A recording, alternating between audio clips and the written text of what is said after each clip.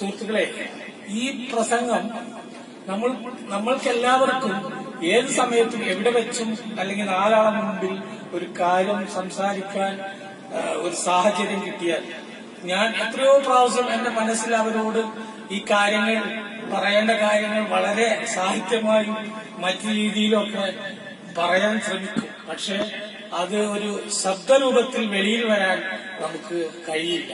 കാരണം അത് നമ്മുടെ ഹൃദയം തലച്ചോറും നമ്മൾ സമ്മതിക്കുന്നില്ല. കാരണം ഇത് തന്നെയാണ് സഭാകമ്പം.